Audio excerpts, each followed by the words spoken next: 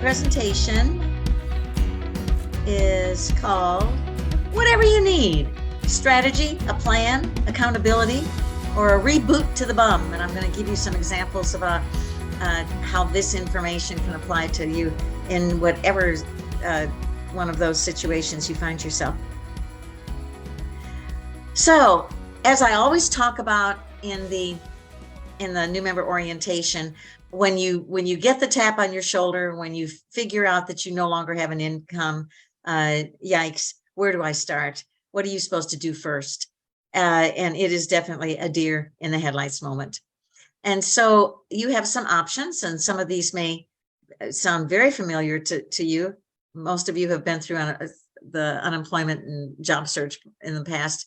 So do you spend hours on Indeed and other job boards searching for jobs, applying to as many as you possibly can, zipping out those resumes as fast as you can? Is that what you jump on because you're so desperate to find something as soon as you possibly can? Or do you take a more strategic approach and create a diversified job search plan, including lots of research, creating some goals, collaborating with a lot of other people, and figuring out how you can utilize this time, this downtime from your career, to initiate some personal growth? So let me look at, let me redo my thing. Let me look at all of your faces. I hope that you will have your cameras on, and let me see the hands of how many of you are in sales. Let me see. Oh, you're too smart for me. Okay, but let me ask it again. How many of you are in sales?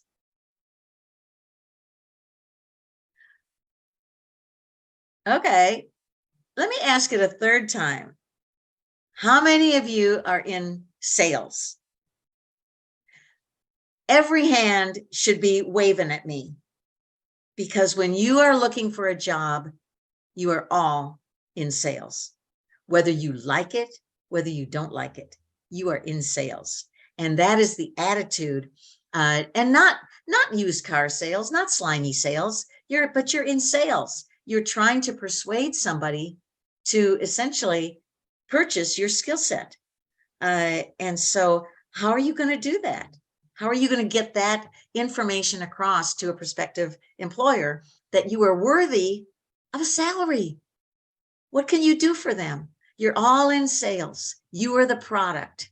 You are the product that you're trying to sell. So yeah, you're all in sales. I hate sales. Shannon will tell you, when she says we're selling something, I say, can I just write a check? Can I write a check? I don't want to sell anything. I hate sales. I hate sales.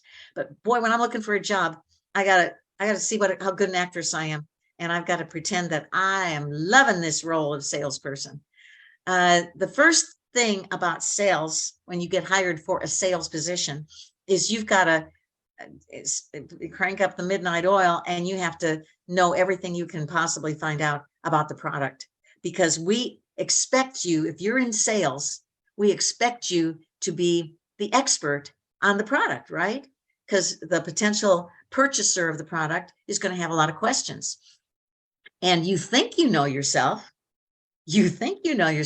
but your ignorance of your product, your own product, comes to light in those interviews when they say, what are your 3 greatest strengths? Give me an example of each one. And you're like, oh, gosh, I never thought of that before. Let me think. Well, duh, you've lost that customer because you didn't know your product. Here's a situation. How would you respond in this situation? Oh my gosh, that's never happened to me before. I have no idea. I've never been in a situation like that. And meanwhile, the customer is going next, because you don't know your product. You've got to know your resume. You've got to know your skill set. You've got to know what you can offer to that employer. You've got to know how the value that you bring to a job. And not only do you have to know it, you have to believe in yourself. If you get to the point where you've been rejected so many times that you have lost faith in your product, how are you going to sell it? How are you going to sell it? Because you don't believe in it yourself. So you've got to know your product. You've got to know how wonderful you are. And that's where a support team comes into play, where the people that you've surrounded yourself with are going to remind you how awesome you are, how fabulous you are. And you're going to go back over your marketing material, and you're going to look at all the different achievements that you have been able to cause throughout your career. And you're going to be reminded that you definitely are the best product on the market today. So you have to know your product in terms of your qualifications. I believe that qualifications fall in 3 big categories. The first and probably most marketable of your qualifications is your experience. If a company has a job opening and somebody comes up to apply for the job and they say, I'm a recent graduate, here's my diploma, I have a 4-point GPA, and somebody else comes up and says, I've got 10 years experience, I can hit the ground running, I can make you money today. Who's going to get that job? Experience is your strongest qualification.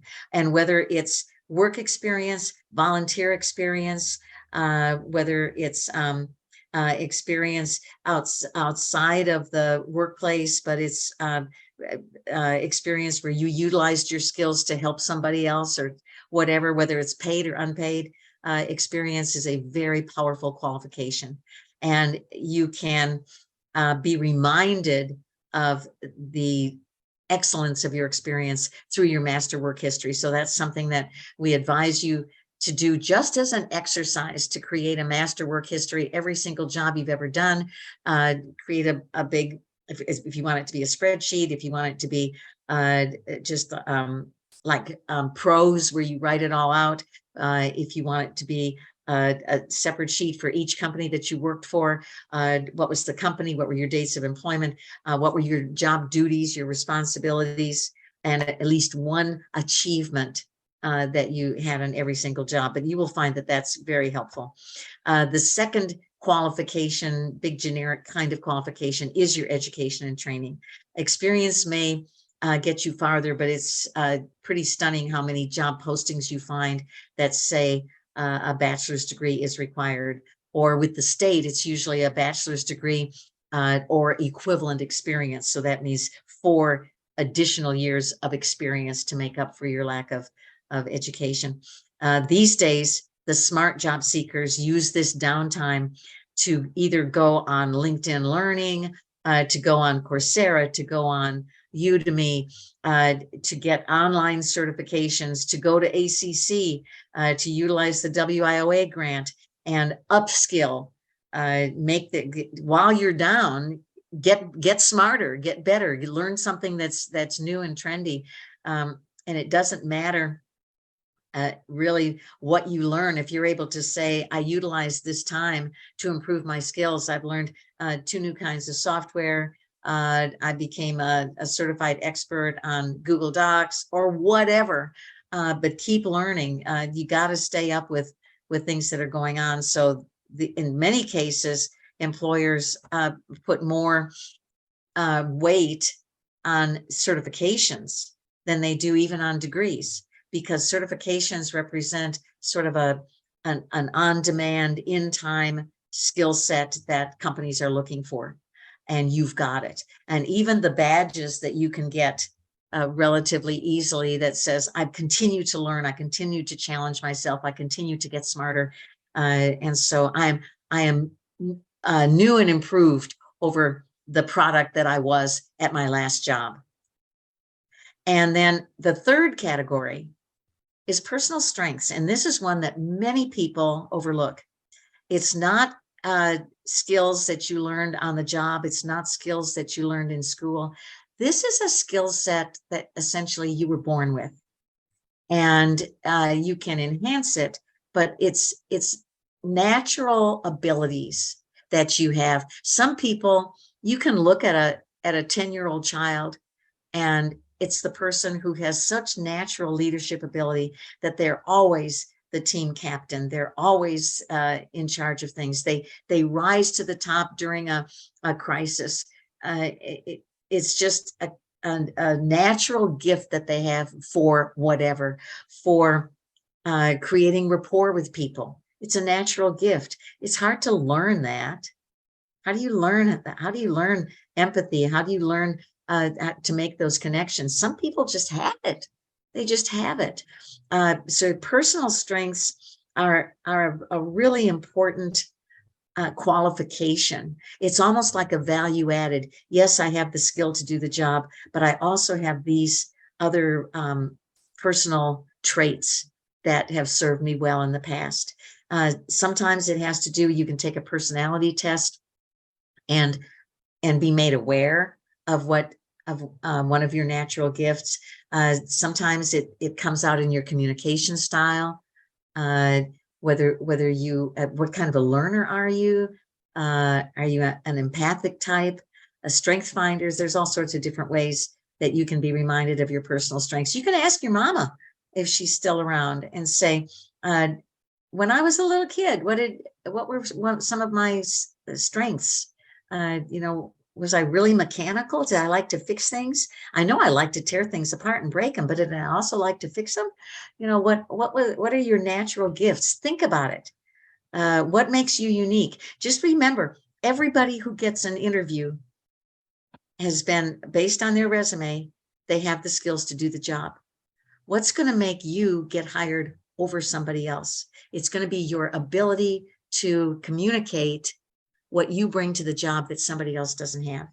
So you really need to understand all the nuances of you as a product. So you are in sales. The next thing, after you have spent a lot of time thinking about yourself in terms of your experience, your training, and your personal strengths, now you're ready to prepare your marketing materials. You haven't even looked for a job yet because you were doing all of this foundation work, all of this back of the house work. Now you're ready to prepare your marketing materials, your resume, where you're going to talk about on paper what your qualifications are and how you can make a difference. Your cover letter, a very strong cover letter where you show some personality and make your case for why you want to work for that company. A marketing plan. I'm going to show you a quick one of those. As you're listing your achievements, you should also be creating your star stories. If somebody says, what is your greatest strength as an employee? And you say, I'm a really good problem solver. And they say, well, tell me about a problem that you solved in your last employment. And you say, oh, I can't think of one right off the top of my head. You are not a problem solver. You can't even solve that problem. If you say that you're good at something, you have to have a story lined up to illustrate that, or we don't believe that that's who you are. So you've got to begin to create this inventory of star stories, examples of the good things that you've done, where you took the initiative to do something, where you solved a problem, where you created something that streamlined an operation, where you helped out a coworker.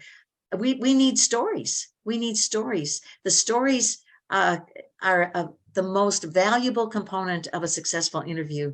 Your stories are unique to you. So that's one of the things that's going to separate you from the competition. Your stories are going to be remembered after you have been forgotten. Lots of times you are defined in a company by your story. They say, I can't remember her name, but I think we ought to hire that girl that told the story about blah, blah, blah, blah, blah, blah. And you become remembered and defined by your story. And stories create a picture in the mind of the listener. They see you as you're telling your story about, here was the problem, here were the actions I took, and as a result, this is what happened. And suddenly there's a picture in their minds of you on the job doing awesome things. So you got to get those stories all lined up. You've got to have an elevator pitch, and it doesn't have to be a boring, tedious, memorized litany of how great you are. It's just when somebody says, what kind of work are you looking for? You have to be able to explain that. very quickly. If they say, where do you work? What do you do? Don't say, well, I'm unemployed. That doesn't define you. Get rid of that. You just concluded a job where you did these things for this kind of a company, and now you're looking for your next career opportunity doing this or whatever. If you want to go into a little bit more, if the person says, how can I help? Well, currently my top 3 target companies are A, B, and C. If you know anybody who works at those companies and you'd be comfortable introducing me, that would be a huge help. Lots of times, family members, friends, former coworkers want to help. You have to just tell them, here's something you could do that might be easy. Or, I'd just like to put job search aside and just go have some coffee and catch up. I've got some time. You've got some time. Let's take a break and do something that helps me connect to people that I really care about. So there's all sorts of things that you can come up with. Business cards, we've talked about that, and having a really solid LinkedIn profile. I can help you do that, but there are lots of other places.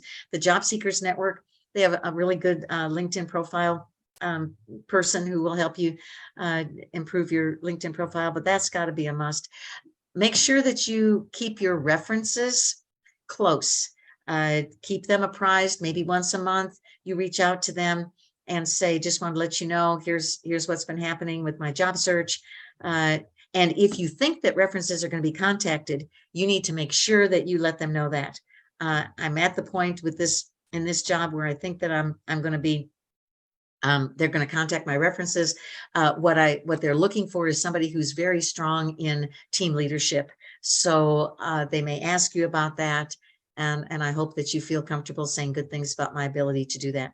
So let them know how they can help.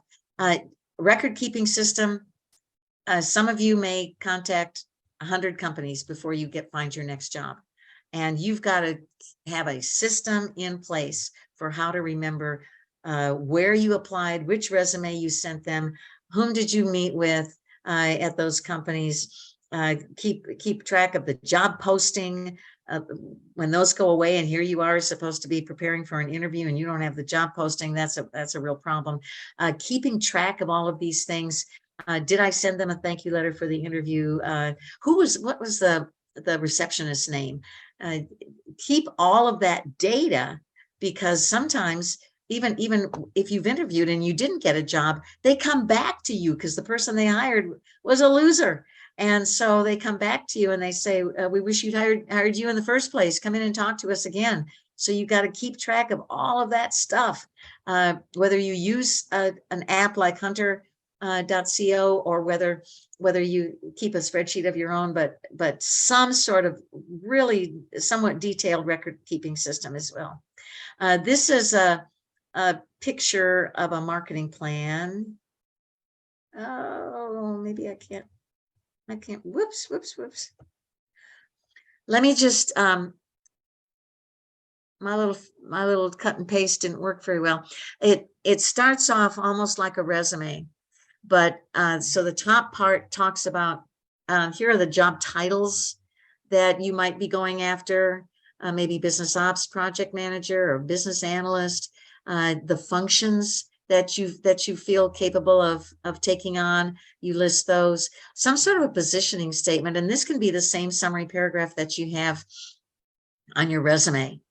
If you want to list brief highlights of your work history so people can see where you worked, if you worked for a company like Qualcomm, you worked for a company like SolarWind, some of those names, or Dell or whatever, some of those, or the state of Minnesota, the city of Minneapolis. We understand what the work environment is in some of those places.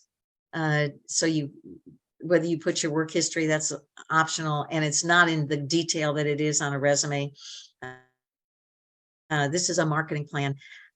List your competencies that a company might be interested in. In some cases, that's going to be what are the software programs that you're familiar with? These are hard skills primarily. So what skills do you have that a company might be looking for? And in this particular example, they divided them up into categories: managing, financial, business analysis, technical expertise. What do you know how to do? And then how broadly can you market your skill set? Are you looking for just the same kind of company that you worked in before? So it's rather it's only one industry sector, it's only one kind of company, the competitors of where you worked before, essentially? Or can you take those skills and apply them in lots of different places? And so what, in this particular example, hardware companies, software consulting companies, manufacturing companies that may be working in distribution, financial services, those are utilized everywhere, from higher education to the restaurant business, so financial services can be part of lots of different things. So think broadly about where could your skill set be applied. And maybe as a plan B, if you can't get a job in the private sector, maybe you're thinking of, maybe you could teach. Being an instructor at a college looks really good on a resume, and that doesn't pay as well perhaps as where you worked before, but it keeps your skills sharp, keeps your communication skills sharp, and you're moving into another industry that might be a good encore career for you as well.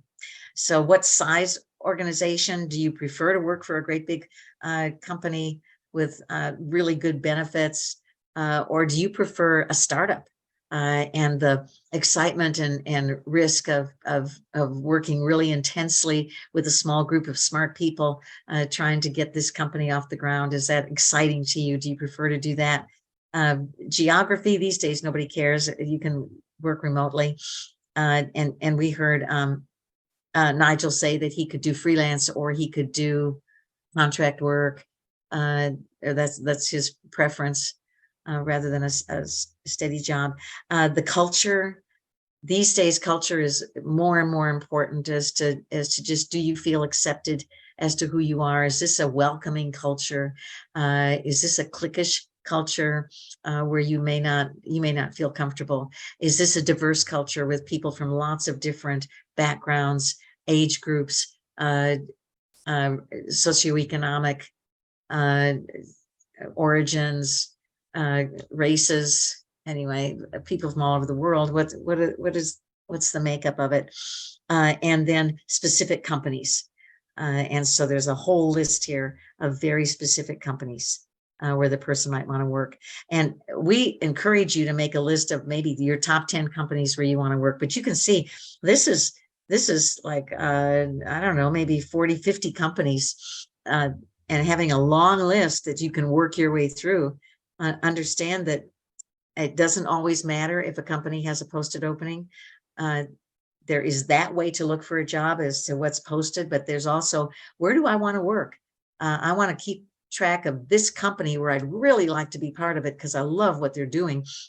I love their new product alignment. I love the fact that they're very involved in the community. I've got friends who work there. It's a very exciting, dynamic, fun place to work. I'll work there in any capacity. So I'm just going to target them. I'm going to follow them. I'm going to check their opening. I'm going to meet as many people as I can on LinkedIn from that company, so I can have lots of people who know who I am. And I've had lots of informational interviews. So my top 3 companies are these, but I've got 40 other ones that I'm going to work on as well. So a marketing plan can help you do that. Your inventory, as you go back through your master work history and you think of an accomplishment, create a star story. What was the situation?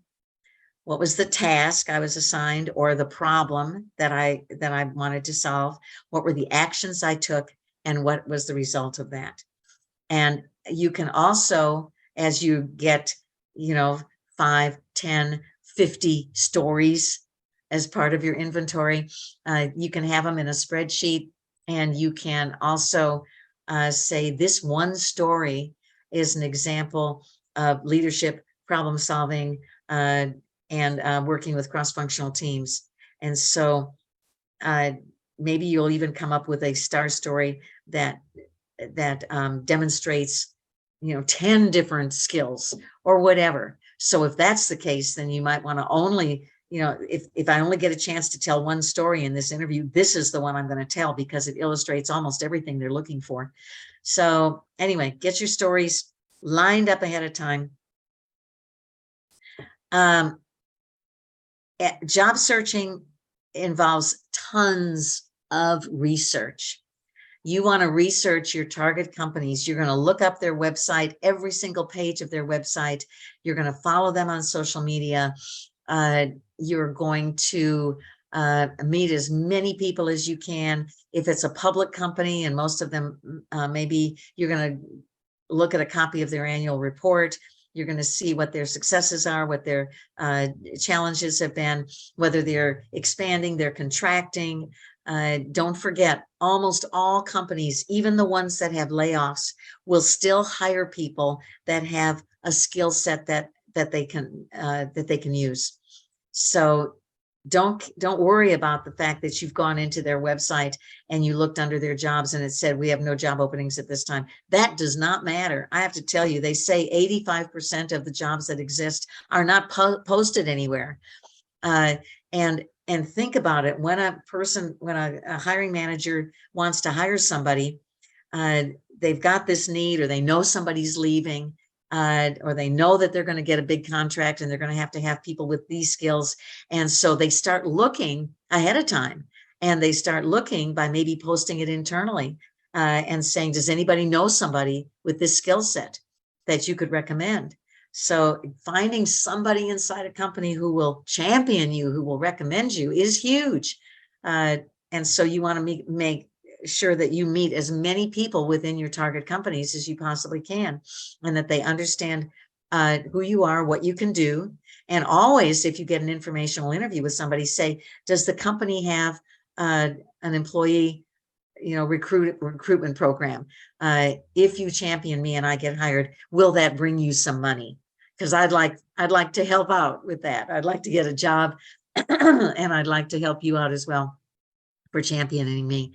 So keep track of that. That's a data point that you're going to want to leverage, that if you help me get this job, it will benefit you as well. So you're going to be doing lots and lots of research. If you had bosses or worked with people that were no longer with your last company, but they they're working somewhere else, go on LinkedIn and find where that is. A former boss, if you say, listen, I just finally got laid off from the company as well. I know you're working for ABC.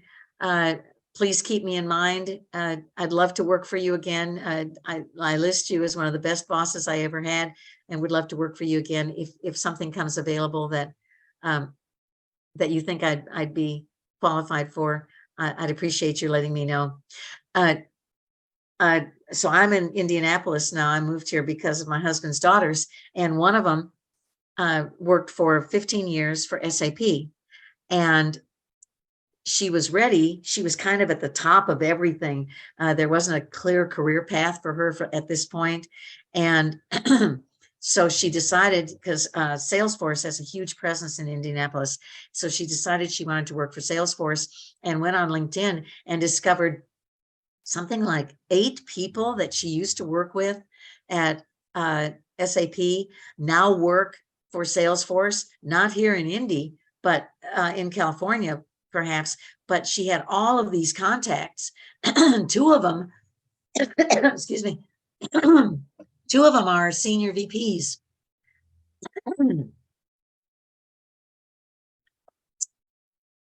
You can see I don't make presentations so much anymore. The voice isn't there. But at any rate, so 2 of them are senior VPs who were instrumental in saying, oh my gosh, yeah, we want you on our team.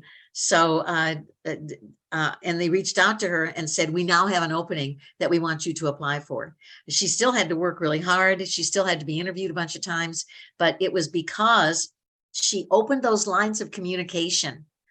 So find where people that you used to work with are now working, and see if that's going to be helpful to you.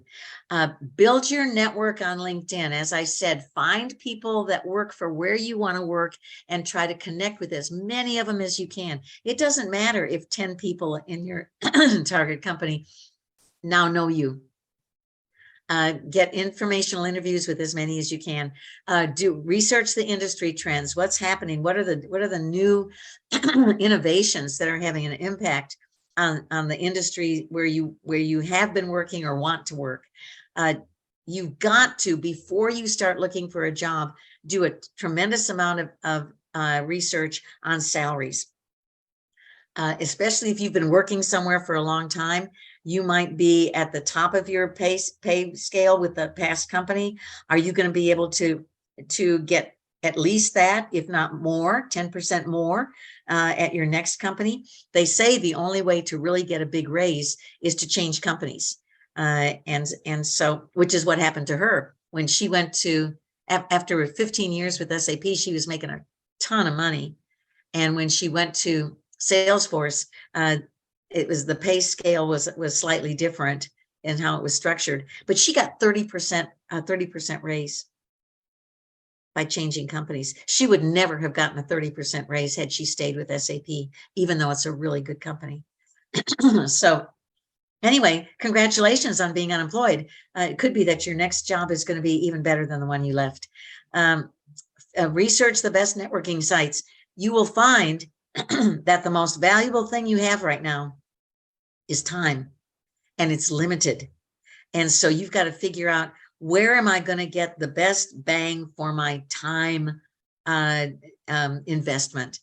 Am I going to go to every single networking meeting? Am I going to go to every happy hour? Am I going to list with every single staffing company? What's going to be the best use of my time? And just be protective of it.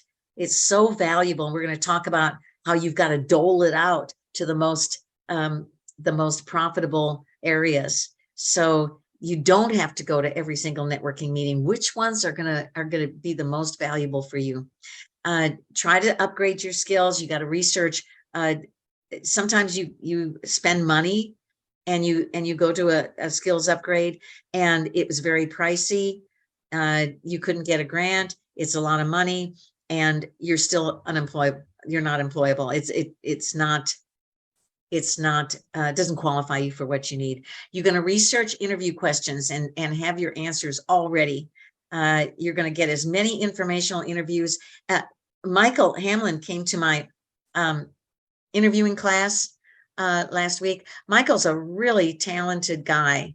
He's been a sales engineer. He can probably, in fact, he said he was already on a short list of some job postings. He might get hired pretty soon.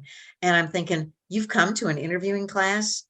He's one of those people. There's a category of job seekers that are completely open to the possibility that they're going to learn something new. And he said, yeah, I'm coming to your classes. You always learn something new. I'm going to get to know you better. You're going to get to know me better. And people that look on this downturn as a way to expand their network and expand their knowledge base, get smarter, learn something.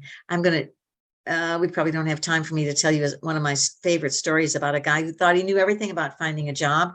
He'd had wonderful jobs in the past, never came to a class, served on our board of directors. And finally, after he was about to lose his home, he took a survival job. And then he decided that he was going to come to classes and see if he could learn anything. All right. Time management. This is your most valuable commodity right now, is your limited time.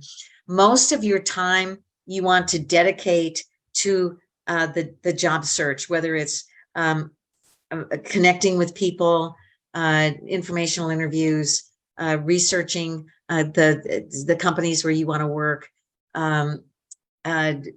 targeting your resume to those spaces, coming up with a cover letter for them. so it's your primary job search. And maybe you're going to say, I'm going to look on this job search as my job. So I'm going to spend 8 hours a day on job search related activities. So maybe 4 hours of that is going to be going toward your target job, all the things that you have to do. You always want to be having company job postings in the pipeline, do some cold calls with the companies where you want to work, all that stuff.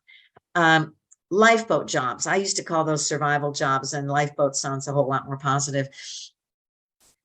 Some of you are going to find that, I'm about to run out of unemployment money. I'm still not getting anywhere with my target job, and I've got to get something. My lifeboat job for years was waiting tables. My bait's so old now, I probably couldn't get any tips, but in my time, that was that I would do that immediately. If I lost a job, I was immediately doing taking a waitress job at night and getting some money to come in while I looked for a job that was really in my career field.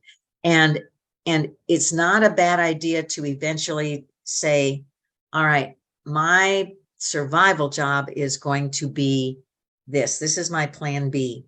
And spend maybe your first 3 months of unemployment going only after your target job. And then that 4th month, you're going to spend maybe 4 days a week looking for your real job, and 1 day a week checking out opportunities for your survival job. And then the 5th month, you're going to do 3 days a week on your target job and 2 days a week checking out survival jobs that you might be able to do on the side. And finally, that 6th month, when you're not going to get any unemployment beyond that, then maybe you keep on looking for your dream job 2 days a week. You're 3 days a week looking for a survival job. And then even when you take a survival job, they're usually easier to get. And you're not going to stop looking for your dream job. It's just, you've downsized your budget. You're trying to skimp along with your survival job while you continue to look for. Don't get stuck forever in your survival job. Keep your eyes on the prize. You're always looking for the job that is the one that you want. Networking activities. Sometimes networking activities are really, really fun. And so it's almost a break from the job search, and you're still meeting people. Volunteering, I cannot say enough good stuff from volunteering because it's so good for your emotional self. You volunteer, you're like the smartest guy in the room. You come into a nonprofit and you can fix the computer. You can, technology. You can help with try to get a volunteer job that's related to what you do. So whether it's working with targeted populations or, something that you can do that's related. And then you've also got to think about your mental health. An exercise program. You didn't have time to exercise when you were working. You're going to schedule time every day to do some kind of physical activity just to keep yourself. It's a way to deal with stress. It's a way to look better in your interview suit and also in your birthday suit. It's just do something like that.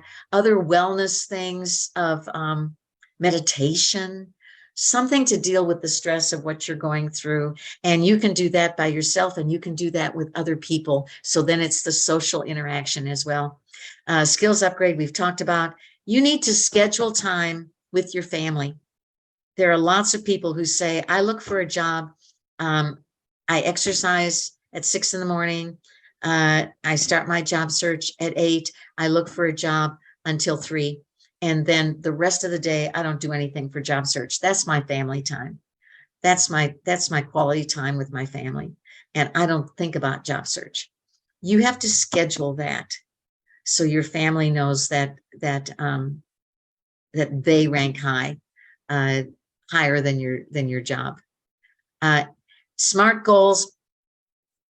Have goals. SMART goals, most of you know what those are.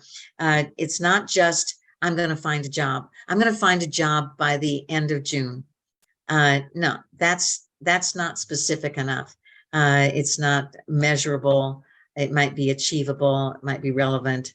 No, you've got to say something like, each week, I'm going to go to 2 networking meetings. I'm going to try to schedule 2 informational interviews, and I'm going to try to send out 6 targeted resumes. That's specific, it's measurable, it's achievable, it's relevant, and it's time-based. And goals need to be that kind of specific, and make sure that you can do them. Don't put something that's way beyond your ability to do it. Then you start off as a failure. So create SMART goals. And sometimes people say, my reward is a bubble bath. My reward is giving myself permission to go take a walk. My reward is binge watching Will Trent. My reward, whatever. It shouldn't be anything that has to do with food or alcohol or drugs. But when you've achieved your goals, then that's a big deal. I love this. This was on a card. Inside was blank. But sometimes you have all these goals in mind, and you just cannot get yourself motivated to do anything. And I get it. And that is a sign of depression. Number one, if any of you are experiencing situational depression, I am a big believer in doctor conversations and low doses of pharmaceuticals to help you elevate yourself to where you can function. We see job seekers who go through this all the time, and you've got to be happy enough that you can do it. But a very good way to reach your goals is to have a team, have a SWAT team, have an exercise buddy. If the weather's really crappy and you don't want to go out there and exercise, but you know that your exercise buddy is waiting on the corner, you're going to be there because you don't want to let them down. So having a team of people that are going to help you do this is really important. So you want to line up an accountability team, a support team. If you wanted to be like one group that we had where they had a bunch of people who'd all been laid off from the same company, and they created a Facebook group, and it was big. It was like 40 people or something, but that was a big accountability group, and they shared job leads with each other and reveled in the success of individuals as they found jobs. Career coaches are often a really good way to be accountable. If you're paying for a trainer, you're gonna show up at the gym because you're paying. If you pay for a career coach, you're gonna man up, and you're gonna do what you're supposed to do. Do your homework, your due diligence, because you got skin in the game. Job clubs can also be accountability and support groups as well.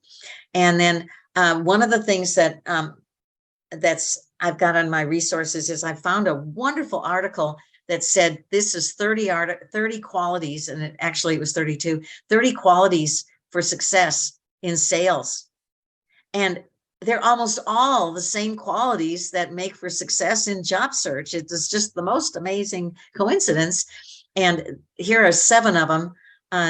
Listening to advice, listening to people, informational interviews where you really listen. You listen 80% of the time, and you talk 20% of the time, because you've gone to these people to listen to them and get their advice. Time management is a very important skill in every way. Rapid response to leads. It said only when somebody tells you about a lead, a job that might be available, a person that you should connect with. I connected somebody with a bunch of people through LinkedIn. I'd connect them, and I'd say, now you need to reach out and invite them to connect with you.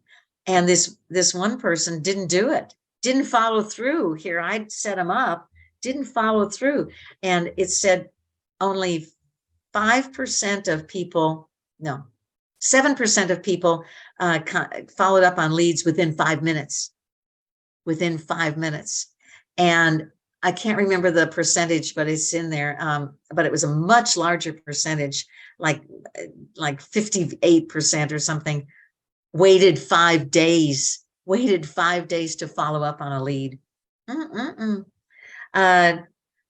Confidence and enthusiasm for the product, persistence, dealing with rejection, and being able to tell your stories. But I'm going to make, I'm not going to tell you any of this. All of these are examples of people who reinvented them. Either they started with no strategy and had to go back and create a strategy.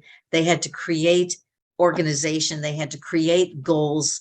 They had to redefine their search. They had to expand the